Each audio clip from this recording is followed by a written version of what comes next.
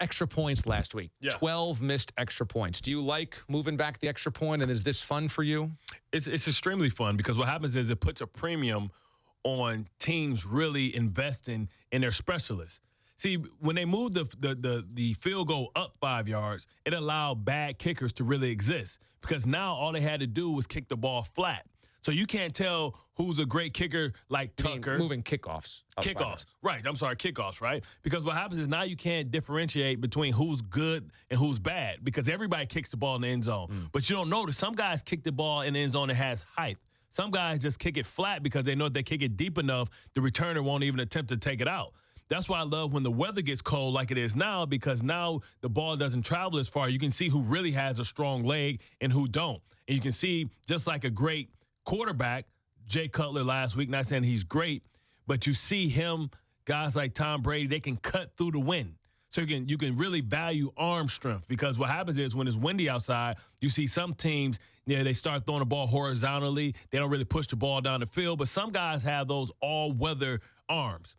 And in the same respect, a lot of guys have all-weather legs. They learn how to play the wind. They're looking at the flag. They're kicking it, and it's going up, getting caught, and going through. And, last week was just an indication of how bad the kickers really are. Yeah, it was a little too much for me. I get wanting to move it back because it makes things more interesting, but I also get depressed when a team drives all the way down the field, fights tooth and nail, scores a touchdown, has the momentum, crowd's going crazy, and then the kicker botches the extra point, and suddenly everybody deflates. There was all this work done and accomplishment, and then the kicker blew the momentum. That's your kicker's fault, right? That's why you have to. I hate that. But that's why you got to invest in your kicker. A lot of people are trying to go around with makeshift kickers. I think about the kid last year. We always laugh, oh no, Gano, because we know he gonna mess one up and miss one. So that's kind of like a running joke we have.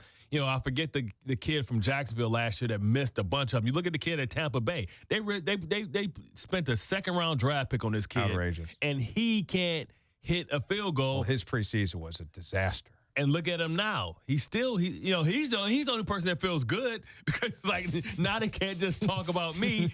Yeah, right. But what happens is now the beautiful part about football, now the elements are coming into play. So now you can't just be a team like back in the day with the Colts. They played in that division, but they played indoors. Then they played down in Tennessee that never really gets cold. They played in Jacksonville. So what happens is now they build their team for speed. They build a track team. But then what always happened?